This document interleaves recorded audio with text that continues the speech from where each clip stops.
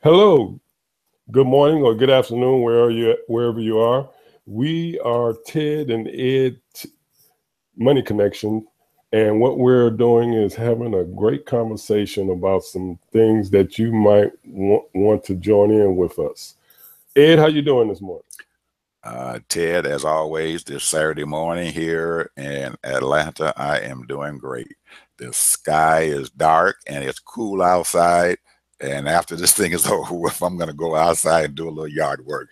But until it happens, we have a wealth of information that we want to give to our audience out there. I know last week that we had talked about one of our topics of healthcare, and I have a laundry list of things that I wanted to get into and stuff about healthcare today, but we also have a few other topics also. Okay, all right. Well, let's jump right into it because we have, we like to go into our top three stories of the week, and one of the stories that and we can get into healthcare a little bit later.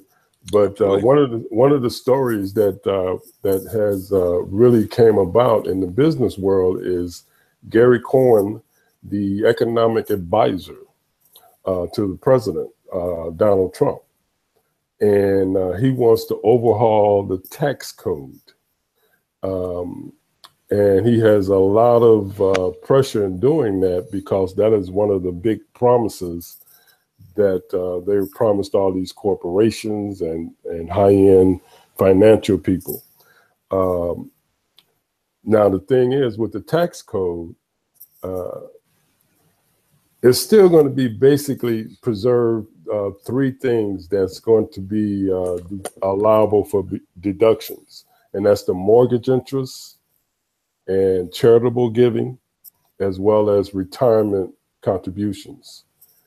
But the one thing that they want to actually eliminate is the estate tax.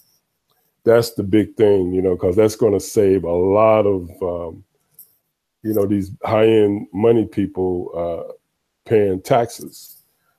So that's the thing they want to do. And then another thing that they want to do is they want to cut that corporate tax rate from 35 to 15. But a lot of financial analysts believe that that's a little bit low, 15%. So they're looking at 20, 25%. The other thing that they are trying to do as far as this tax code, or as far as giving an advantage to these corporations, is the let's see if I can pronounce that word correctly, repatriation.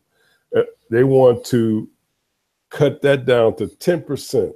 Now, it's been said that there's anywhere between $2 and $3 trillion of tax money that should be taxed overseas. Now, most of these people already they're making profits overseas and here, and they're paying 12 to 15%. So if they bring their money back over here and bring all that money over here, they're only going to be paying what they're requesting is 10%, so that those companies can get some kind of relief as far as, because they're all trying to not pay taxes, just like they're trying to have cheap labor, you know. So that's going to be the push next. The administration, the White House administration, going to be doing next week. So that's a thing that I think is very important that people should be looking out for, because if you have a corporation that comes in and they're only paying 15%, that's a lot of tax dollars that's not going to be going to the people.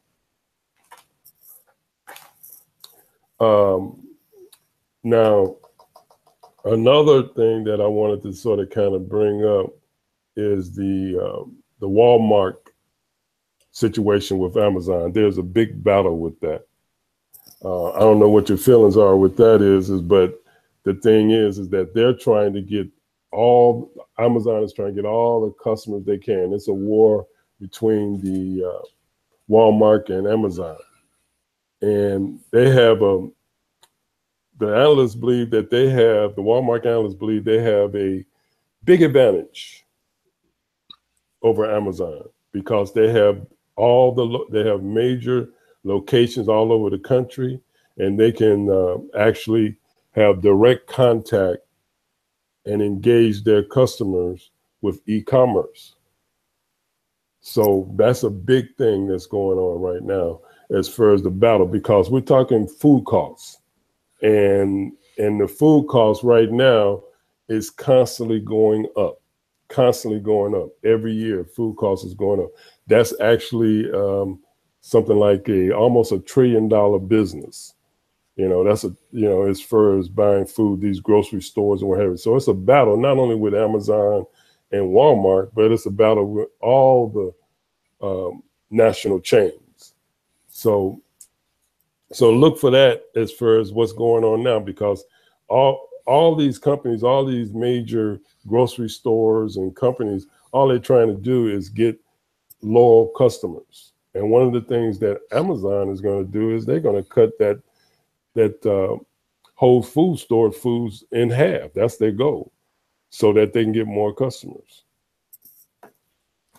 So the other one, the last one is we want to talk about is the situation with the different marketing ploys that people do regarding the millenniums, the Gen Zs, and the baby boomers, of course.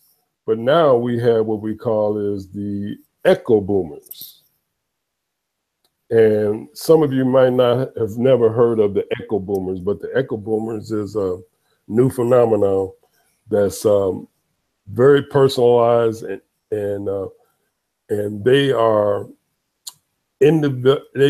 what they do is actually they learn a lot of their things that they do on YouTube, on videos.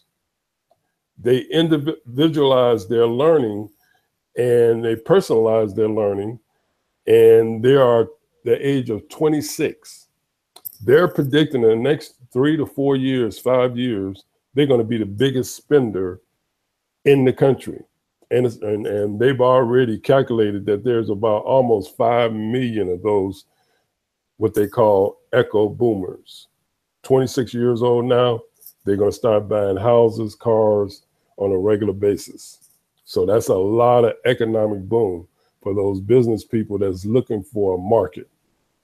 So those are my 3 top stories as far as that goes. And I think that one of the things that I really enjoy is that you find that when things are going tight or looking rough, you look in the business world, you can see that it's really not that bad. It's really not that bad. All you got to do is keep up with it. Because, we've had harder times. Well, I guess that's one way of looking at it, Ted, but there's still a lot of things going out there, and there's a lot of things that are making us kind of sick because we can't get out there into this world of big time finances.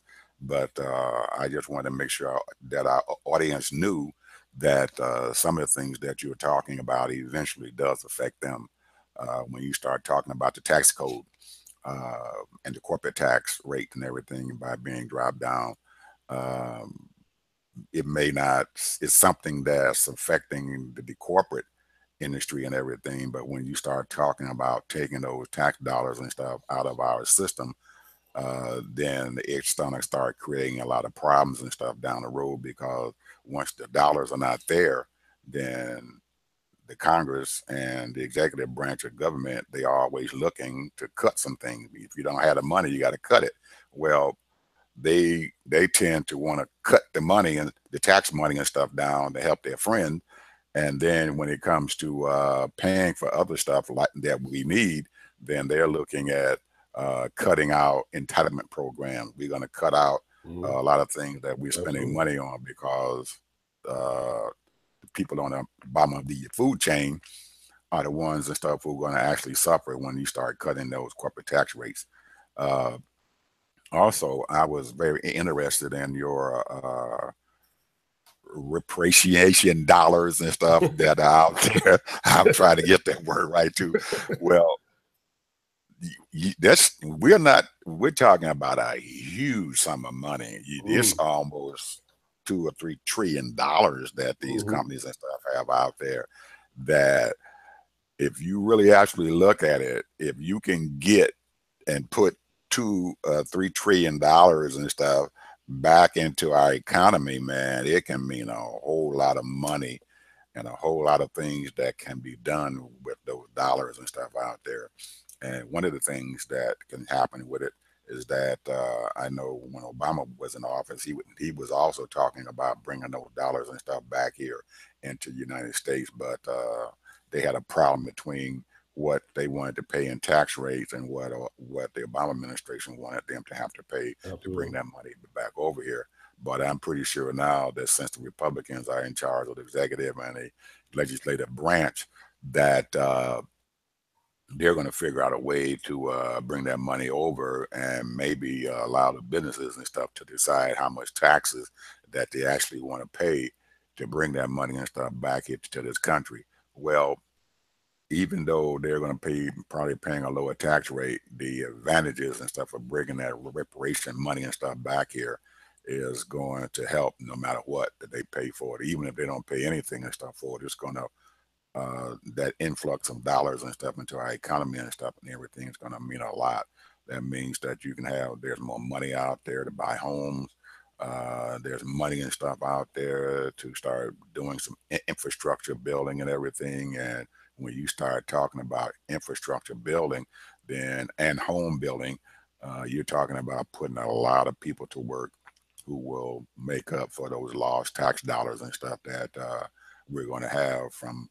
So it's in actuality and stuff, we will probably wind up paying those tax dollars and stuff back when we start bringing in that money over here. So that's a good idea. But this estate tax thing and everything, that's just strictly a 1% advantage and stuff there, because none of us are going to see any of them dollars. That's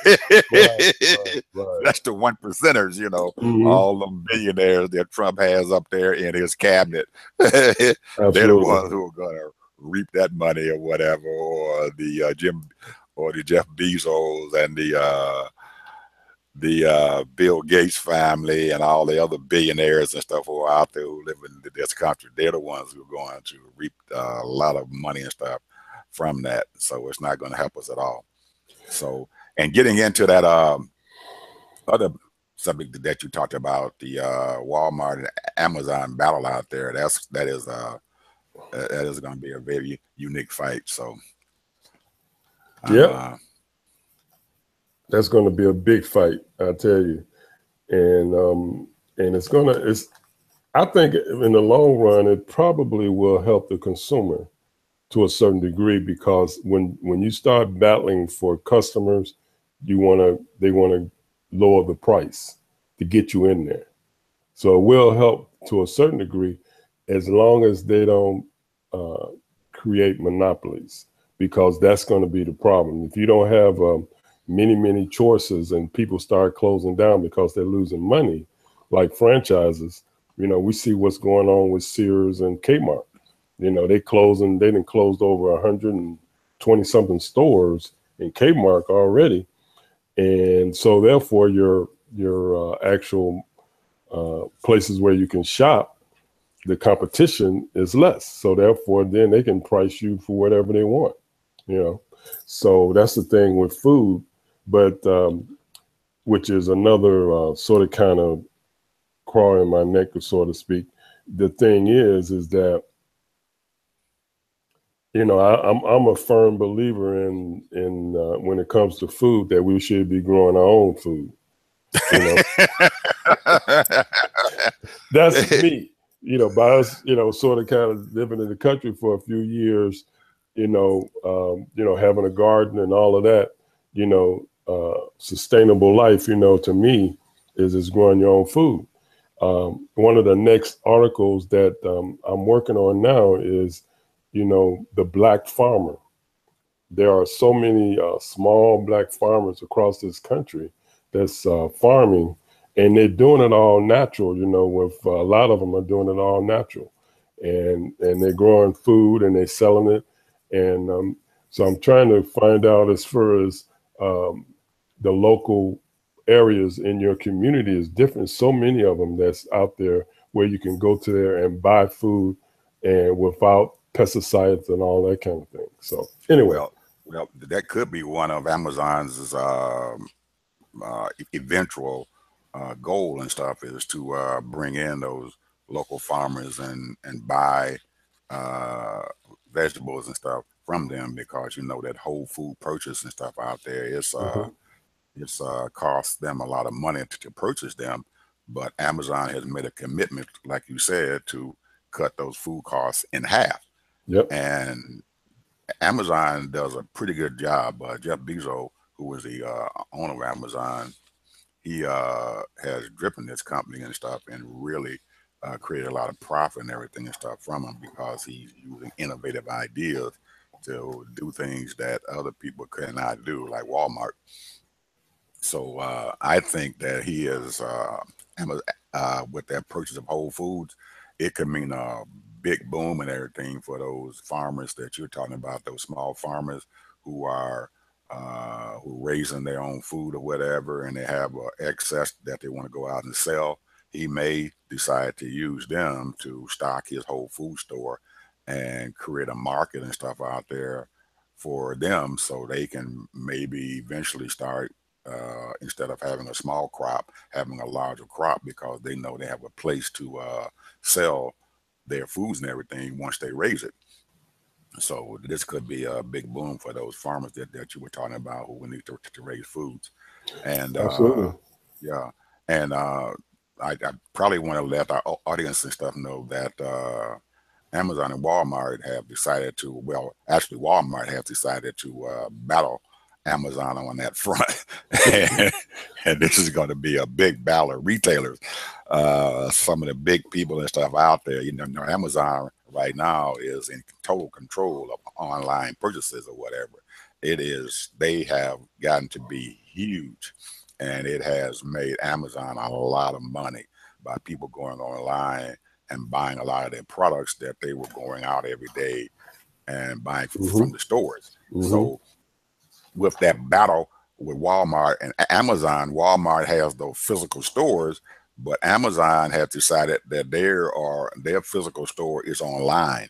And if you can go out there and buy it online and get it delivered to you, then it's more convenient and everything and stuff for you, because right now, most people can't go to Walmart and buy their stuff and spend that hour or 2 or 3 or 4 hours and stuff, getting together, driving to Walmart, going inside the store, standing in line, buying your stuff, coming back outside, putting it inside your car, and then driving through all that traffic to get back home.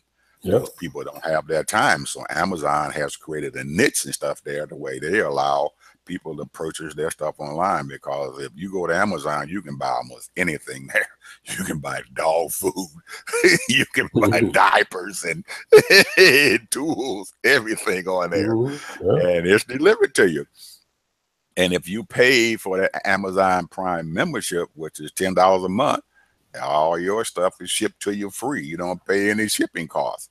So they made it convenient and everything. So I don't know if Amazon's going to win this battle or not. I mean, Walmart's going to win this battle or not, because Amazon has already taken that tiger by the tail and everything, and they're going to be creating some big problems for Walmart. And I know that Walmart now is also wants to go out there and have people to order their stuff online. But they're allowing them to come to their local stores and everything and pick their products and stuff up. So they still got to drive. The only thing they are stopping and everything and standing in a line or having to purchase this stuff. One of the things that Walmart is doing is that they made a contract, or sort of kind of a agreement with Uber, where you can, Uber can go pick up food and drop it off. So that's one of the things that Walmart is looking at now, as far as that goes. But getting back to what you're saying, I think Walmart can beat Amazon on this. And what are That's your the reasons for Amazon beating well, them? well, I think the reason why is because of what the analysts said and what they're predicting. Now, the only reason why they won't win is that they don't pay their people to do good work. What I mean by that is that here you are, you have a great access to go in and take orders through e-commerce and fill those orders and get those people out of there. But the thing is, you have each one of those stores got to be ready, and and these people, a lot of them, it takes a lot of skill and talent and ability to do all of those things and coordinate that sort of kind of department. So if they don't set up those departments and set up that organization where it can service and give good quality service, because Are you I talking know about about you. Walmart, or are I'm you talking about Walmart. I'm talking about Okay, Walmart because I know Amazon has got it together on They got it. that front. But so what I'm saying is that they're going to have to invest a lot of money into good quality workers and then they're going to have to pay those people to do quality service, because customer service, if you get your food wrong and you ordered 25 or 30 items and you missing 5, you're going to be very upset. Very upset. So, so you're saying that Walmart can't win, but they have some huge They have obstacles that they have to overcome, absolutely. and those obstacles are almost, in my opinion, are insurmountable because of the already labor problems and stuff that Walmart is having right now. Absolutely. And they, I don't, they got the top 10 people in Walmart as the richest people in the country. They don't want to give that money up, and they're not paying benefits. They're not giving their people any money at all, and they have a lot of labor problems. So with labor problems come those problems that you're talking about. People are not going to be willing to not to work for no $20,000-$30,000 a year. Those people should be making $60,000, $70,000, $80,000 a year. Some of these people. Walmart's not going to give them that kind of money. They can forget that. Walmart is not going to do that. Well, that's what I'm saying. That's what I'm saying. When you got people that know how to work and coordinate all this type of thing and create, that's where ideas come from. And if they don't put the time and the money into quality people, and there's a lot of good quality people out there that they can use, but if they're not going to hire those type of people, it's not going to work. So you are talking against your I'm saying idea they can. that Walmart is going to win here. Amazon, they can. If you're talking, Amazon's going to win this battle. All right. Okay. Well, all right. Moving on. Well, now, the one subject that I know that gets in your crowd, as far as most of us, is healthcare. You've done a lot of research on that. What's your feelings on that, and what's going on with it, man? Because I tell you, I can't keep up with it, and I'm just fortunate, I got my insurance and all of that, but it's a lot of people out there that's hurting. And is affordable care going to work? Is it going to stay? I mean, they've been appealing. The thing is, what's going on? Well, from what I'm seeing out there and from what is going on and what's happened since Trump has taken over the White House, is that I truly believe now, at first I thought that it was going to be repealed and replaced. And a lot of people thought that it was, that because Republicans had both houses of Congress and they had the White House, that this was going to be an easy thing to do. But it's almost like the healthcare has now become almost like a cancer inside your body. It has infected the body of this country so much, and in actuality, the healthcare industry and stuff is probably 1/6 of our economy, and you're talking about $20 trillion. That's a lot of money. Plus, what has happened since our president Obama has enacted this law, people have become used to having health care. Every year, more and more people are purchasing health care. They can produce health care at a lower rate. Your companies out there, your small companies and stuff, do not want to provide health care for their people. So this is a way for them to purchase health care. And a lot of these small companies and stuff who have 50 employees and below, some of them are being very, very innovative and stuff with that. And they are helping along with the federal government to pay the premiums and stuff for their employees to have health care. And it's created a huge environment and stuff out there that is very, very good and stuff for us as far as getting to that point of universal health care, which I don't think that we're going to ever reach that point, at least in our lifetime, where this country is going to have universal health care. But I believe now, after what happened and that fiasco that happened in the legislative branch of our government and everything, that healthcare is probably going to be here and that they are not going to be able to stop it.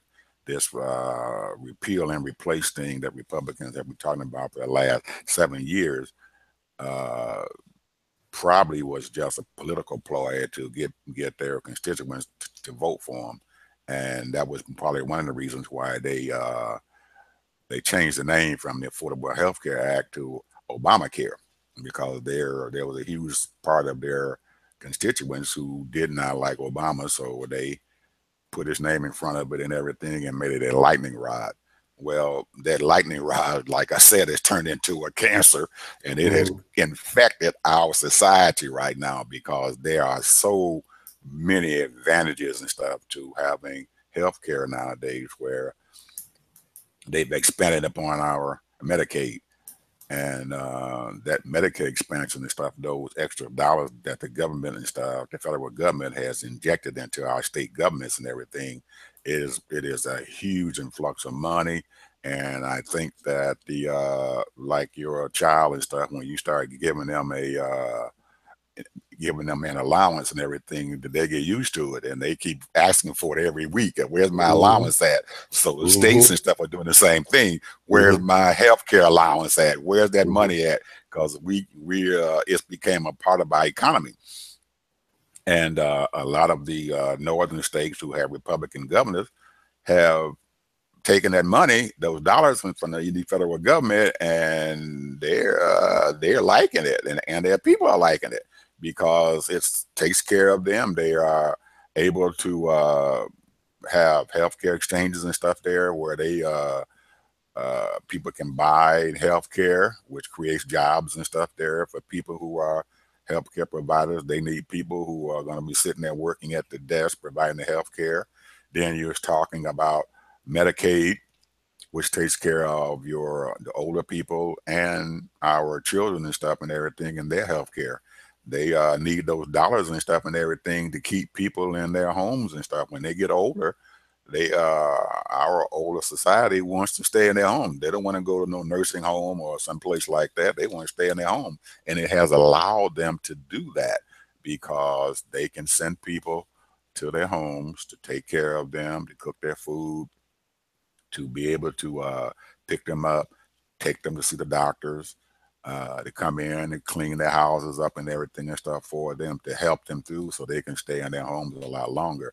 And what this has done was it is creating dollars and stuff for people to have jobs. You talking about the person comes in to do the cleaning and stuff. They can only clean probably 2 or 3 houses, a day. So you're being paid to do this. So there's millions or so older senior citizens out there who need their homes cleaned. So you need a lot of people out there, and that's a lot of money that's being injected into our economy, especially those state economies. These people are paying taxes. They're able to go out and they purchase goods or whatever. So it's creating a groundswell of monies and stuff into these state coffers, whereas a lot of these southern states didn't take the money.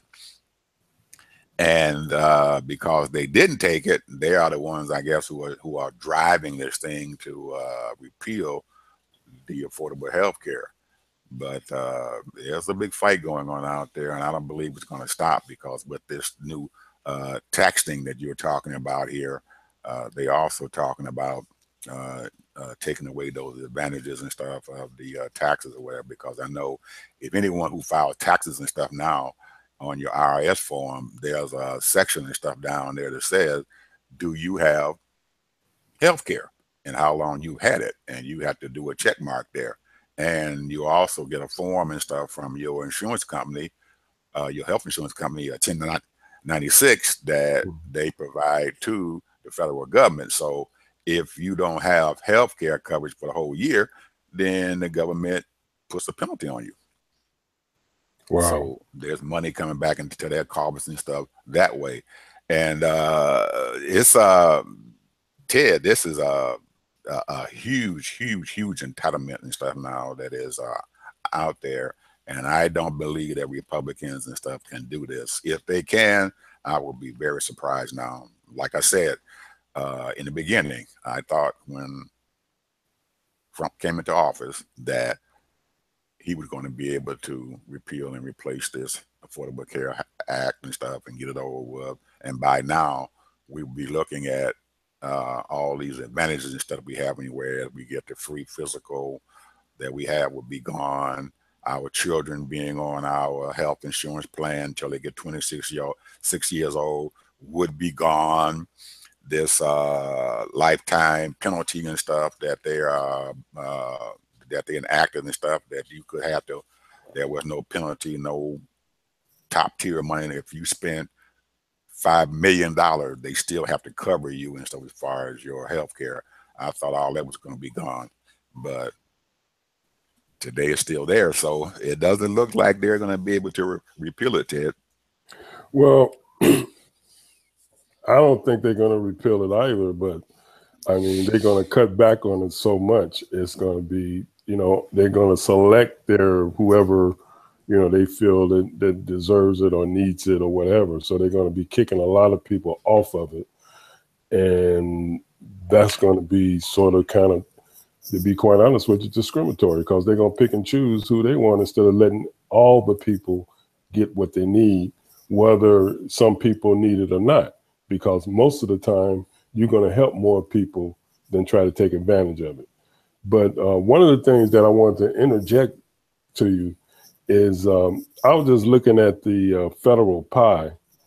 And, when you look at the federal pie, the budget, Social Security and unemployment labor, they spend over $1 trillion. That's out of the budget.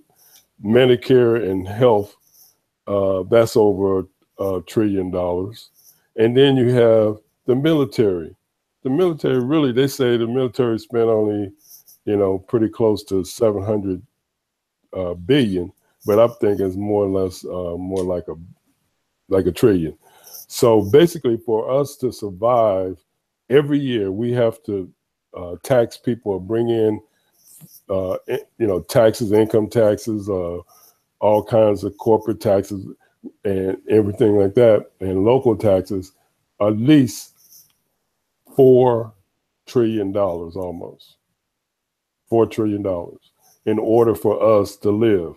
That's the reason why you hear all these people saying that, our economy is not growing, but less than 2%. Why is that? Why is our economy only growing only 2%? That's not a bad thing, because if it's growing 1% or 1.5%, you're still growing. Because, over the years, every quarter, if it grows 1%, it's growing 1%. But to a lot of people, that's a slow growth. And they're feeling that because we're spending so much money on all these so-called entitlements, it's slowing the growth down as far as that. And they constantly talking about they want to cut the budget, but where are they cutting it? It's only three big things that's spending most of the money. We already know that. But then at the same time, Social Security is putting money in every year. Billions of dollars people are paying into Social Security. Billions and billions of dollars are paying into Medicare every year. Well, I think depending upon who you talk to, that 1.5 or 2% growth and everything is good enough. But if you get the growth and stuff to be a lot higher than that and everything, you can accelerate the economy and everything, and then that's going to create uh, a what they call inflation, and you don't want that to happen. You want to cause those interest rates and stuff to start going back up to 12 and 13% interest. So if you look at China, you will find out why most people and stuff, some of the economists and stuff are saying that a low growth rate and stuff is better than a higher growth rate. Mm-hmm. China's growth rate and stuff has been probably 4 or 5% and stuff.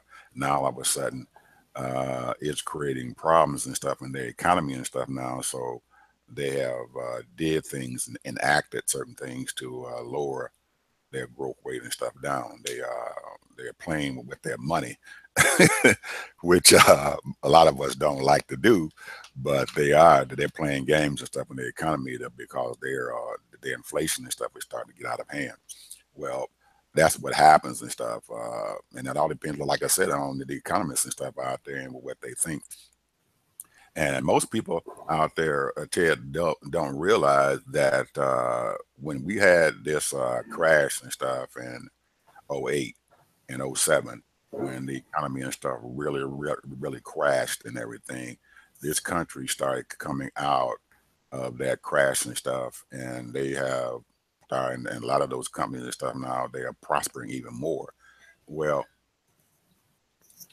there's a problem and stuff there and everything and stuff with it because um, uh, there are most of the people and stuff out there who are dealing and stuff with how the country came back is that the feds and stuff went out there and the feds started putting money into the economy, and they kept feeding the economy money, and they kept feeding the economy money.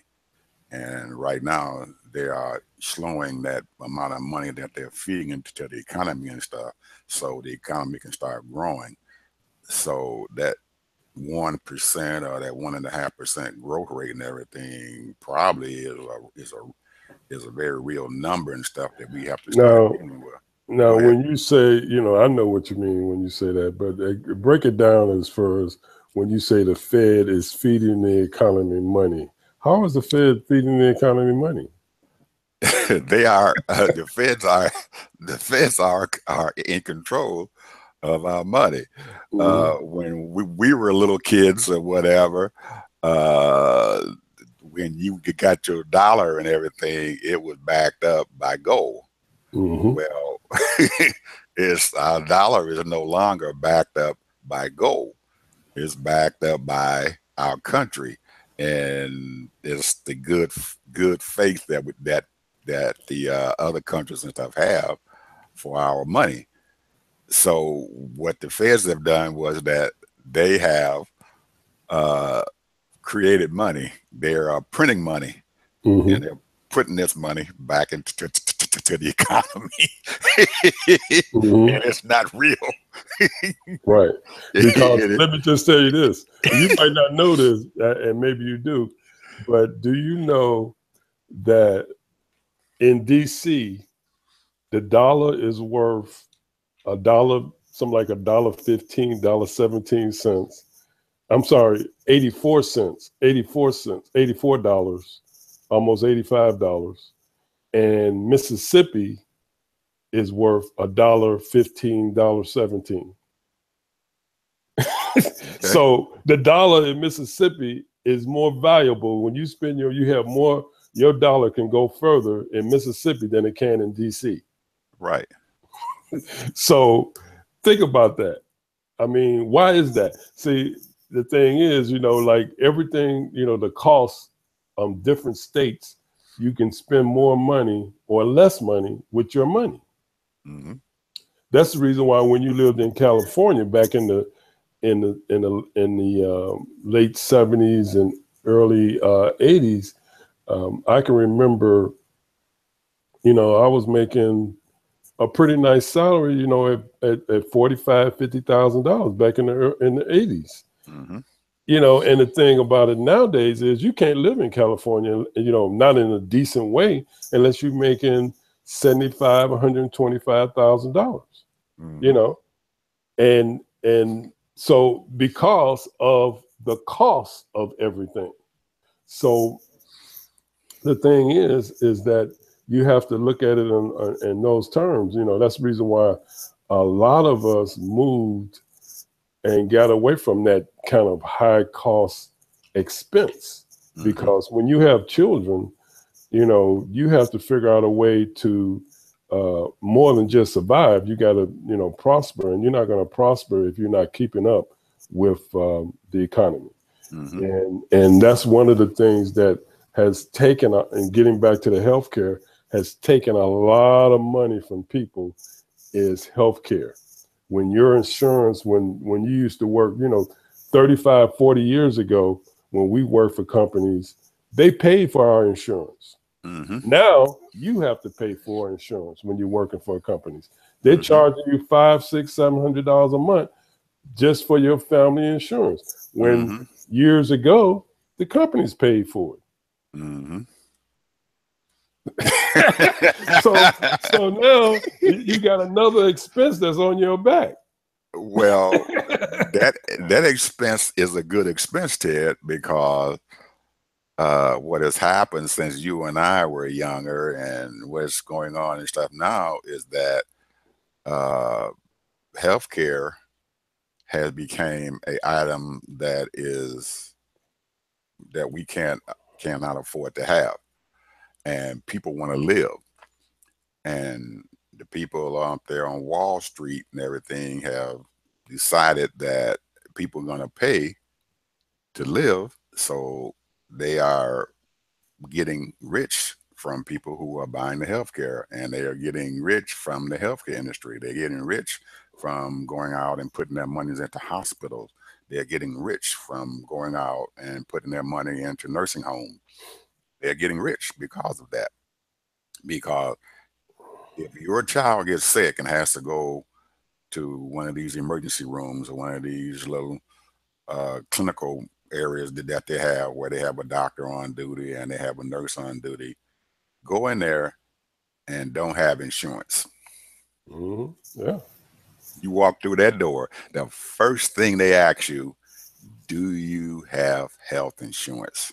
Yep. If you don't have health insurance, you better have a big pocketbook.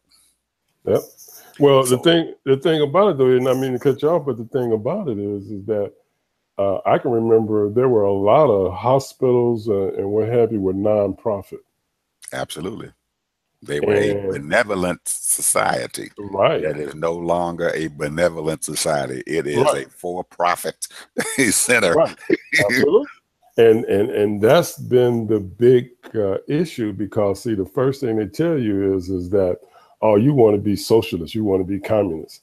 Well, why is that communist or why is that socialist if you have a nonprofit hospital and you're asking for donations or you might get some federal grants and what have you, but you're keeping the cost down for hundreds and if not thousands of people. Because you don't have that voice and you are taking away a cash cow. There you go. because because we live in a capitalist A society capitalist and society, anything. and there's a way for them to make money, and that way for them to make money is off of you getting sick, Mhm, and for them to determine how much that you're gonna pay for being sick. Because absolutely. when you get an aspirin and it in the hospital and it costs the insurance company $20 for an aspirin, and you can go buy a whole bottle of For five aspirin, a dollars 100 count aspirin for about $2 or $3. Absolutely. It's a ripoff. It's a It's, ripoff, and eh, eh, eh, it's a money maker, and everybody's out there making hey, that money, and nobody hey, wants to upset that apple cart. hey, in honoring my man Dick Gregory, it's a game. It's a game. Speaking of old Dick, I think this country and our people are gonna really miss him. Yep. He's a man who speaks the truth, and I'm sad that he's gone. today. With this note, we've been on for about, pretty close to an hour. I want to tell this story when I met Dick Gregory. I was in college, and they had me go pick him up from the airport. And this is when he was on his fastest, you know. And at the time when I picked him up, he was on a juice fast. And so when I picked him up, got his luggage, and we just, talking, blah, blah, blah. And then he said, where's your track field? I want to run. I got to do my running today, because he used to be a big runner, right? And I say, well, we have one, at our school. And he said, well, take me to the locker room and blah, blah, blah. I want to run. So these professors, wanted to run with him. He said, no, he's going to run with me. And that's all I need. And we're just going to run. So he asked me to run with him. So we ran about a mile together, and we were talking, and I was listening to him mostly. And he said, you have a question for me? I said, yeah. And I still have that question today. But anyway, let me tell you what the question was. Go ahead. Because back then, you remember, back in the late 60s and 70s, black folks were labeling a lot of black people as bourgeoisie and that type of thing, And the Ebony magazine, was always talking, what black people are doing and people spending money and what have you. And I asked him, I said, how come black people don't support black people? How come the millionaires that we have don't support black people? And he told me straight up. And I remember him saying that even recently. Black people gonna do what they want to do with their money. They ain't got no obligations. So at that note, that's all I'm saying. It's unbelievable. All the other nationalities, they get together. I mean, you don't have to agree with everything, but they do work together when it comes to that economy, as far as investing in their own. That almighty dollar, yep. And once we learn how to do that, to invest money with our own, then I think that we're gonna turn ourselves around. But we've been fighting that battle ever since, you said, back in the 60s and 70s. And like you said, we are still fighting that same battle and asking that same question in 2017 that you asked him in 1970s. Absolutely. Still crazy. It's a lot of good people out there doing some things, but it should have been moved. The bar should have been moved a whole lot higher. Absolutely. Now, but with that note, I have enjoyed myself, Ted. Yeah, with that note, I really have, and I am enjoying our broadcast that we have, and I'm hoping that we have more people who will come on board and listen to us every Saturday and join our chat line and ask more questions and stuff about what's going on out there in this old United States that we live in, this country that we love so much. So I'm hoping that more and more people will join us. And like I said, I am enjoying this every Saturday, and I'm hoping that other people come out and join us also. Yes, just check us out, Ted and Ed, Money Connection. We're also on Facebook. We also have our website, tedandedmoneyconnection.com. And then we also are on, did I say Facebook and Twitter as well? So join us and get in the conversation. I know a lot of people got great ideas, different subject matters. And next week, we're going to talk more about the healthcare, because I know you got a lot more information on healthcare. And then we're going to get a little bit more into, we're going to have a segment, maybe a 4 or 5 part segment on economic development in the urban areas. Absolutely. And next week, I want to talk a little bit more about those two ends of that spectrum, our young people, youth and stuff who need health care, and the senior citizens who need health care, and some of the things that is going to help them, because I see right now that those two ends of that spectrum and stuff, they don't have a voice and stuff out there, a real strong voice to help them to understand about healthcare. So that'll be some of my topics and stuff next week, of talking about our seniors and our young people. Okay. Until next week, we're going to see everyone later, and you have a great day, Ed, and I'll talk to you later. Talk to you later. All right. Bye-bye. Bye.